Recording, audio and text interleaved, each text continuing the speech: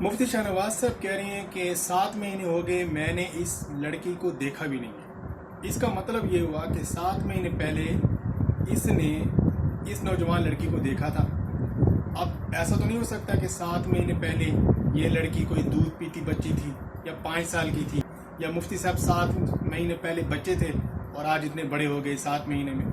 तो पता चला कि 7 महीने पहले मुफ्ती साहब इससे पर्दा नहीं करते थे। तो यही वो ख़राबी है कि जो इतना बड़ा जुर्म है कि बदकारी हुई है या नहीं हुई वो बाद की बात है, लेकिन इस जुर्म की वजह से भी जितनी भी इस मदरसे की और जितने भी ऐसे मदरसे हैं जहाँ पर पर्दा नहीं किया जाता या लड़कियों से बातें की जाती हैं, उनकी मजम्मत की जाए, उनकी बुराई की जाए और उनकी जो आजकल सोशल मीडिया पर बेइज्जती हो रही है, ये बिल्कुल ठीक हो रहा है। क्योंकि ऐसे मदारिस कि जहाँ पर लड़कियों से पर्दा नहीं होता है, उनसे बातचीत पर पाबंदी नहीं होती, ऐसे मदारिस खोलने की कतई पाकिस्तान में इजाज़त ही नहीं है।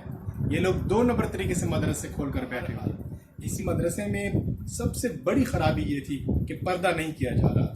जब पर्दा नहीं करेंगे तो फिर ये एक वाक़या क्या, इससे भी बड़े बड़े वाक़े होने के लिए दरवाजे खुले हुए हैं। फिर आप गिला मत करें कि मेरी बेइज्जती क्यों हो रही है। फिर आप नमाजियों के साथ गले मिलकर रोएं नहीं, क्योंकि गलती आपकी अपनी है। आप तो लोगों को पर्दे की आयत की तफसीरें बताते, आप खुद पर्दा नहीं कर रहे थे, तो इससे बढ़कर और गलती क्या होगी। इनके जितने भी हमारे तालीमी बोर्ड्स हैं उनको पता नहीं होता कि ये लोग क्या कर रहे हैं। अब आप बताएं, आप जब नौजवान बच्ची को दाखिल करा लेते हैं तो उसके बाद आपको क्या पता कि वो उससे पर्दा करते हैं, उससे बात करते हैं या नहीं करते। लोगों का भी इसमें कसूर है। आपको मैं बताऊंगा कि जो बड़े बड़े मदारिस हैं वहाँ पर बच्चियाँ आती हैं और स्कूल टाइम की तरह दोपहर को वापस घरों में चली जाती हैं। रात को रहना एक बहुत बड़ा रिस्क है। बड़े मदारिस वाले ऐसा रिस्क कभी भी नहीं लेते। तो जो लोग ऐसे छोटे मोटे मदरसे खोल कर बैठे हुए हैं तो वो सही कवानीन की पासदारी नहीं कर रहे होते, वो असल में मदरसे होते ही नहीं है, जिसकी वजह से इस तरह के इश्यूज़ और दूसरे उलमा की बदनामी के सबब बनने वाले वाक़यात लोगों के सामने आते हैं। अब आप देखें कि नमाज के बारे में कुरान मजीद में आया कि बेहयाई के कामों से रोकती है। अब अगर कोई शख्स नमाज भी पढ़ रहे और बेहयाई के कामों से नहीं रुक रहा तो नमाज का कसूर नहीं है, बल्कि वो अपनी नमाज को सही तरीके पर अदा नहीं कर रहा। नमाज के शराइत और अरकान और वाजिबात की सही पासदारी नहीं कर रहा, जिसकी वजह से उसकी नमाज नहीं हो रही। जब नमाज नहीं हो रही तो नमाज उसको बुराई से भी नहीं रोक रही। तो जो मदारिस कवानीन की पासदारी नहीं कर रहे होते, अपने बड़ों की जो बनाए हुए ज़वाबित हैं उनके मुताबिक मदरसा नहीं चला रहे होते, तो वहाँ पर ये ऐसे वाक़यात होते हैं।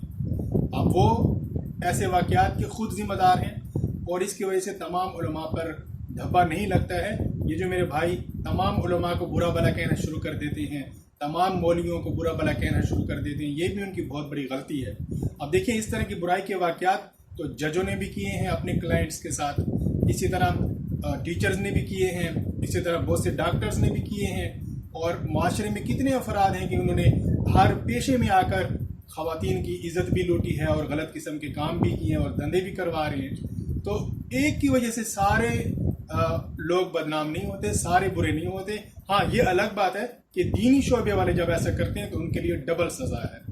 और ये मिसाल ऐसी है जैसे सफ़ेद कपड़े पर धब्बा लग जाए, दाग लग जाए तो ज़्यादा नज़र आता है। और जो कि कुरान और हदीस पढ़ाते हैं उनको बहुत ही एहतियात के साथ चलना चाहिए। और बुज़ुर्गों ने जो मदारिस खोलने के, ख़ासकर लड़कियों के मदारिस खोलने के कवानीन और ज़वाबित बनाए हुए हैं, उनके बगैर कभी भी मदरसा नहीं खोलना चाहिए। और ये जो मुफ्ती साहब कह रहे हैं कि टेक्निकल और जदीद टेक्नोलॉजी के तरीके से मेरा DNA टेस्ट किया जाए, अगर मैं मुजरिम साबित हूँ तो मुझे लियाकत बाग में फांसी पर लटका दिया जाए, तो देखिए इसमें वो मशकूक इस तरह है और पुलिस वाले भी मशकूक इस तरह हैं कि अभी तक वो जो बीच में इशरत नामी औरत थी जो उस बच्ची को लेकर गई है बकौल बच्ची के उस मुफ्ती के पास, वो औरत कहाँ है? उसको नहीं पकड़ा गया अब तक, उससे तफ्तीश नहीं की गई। हालांकि उससे भी तफ्तीश करनी चाहिए, उसको भी ट्रायल होना चाहिए, तो वो खुद ब खुद सच उगलेगी।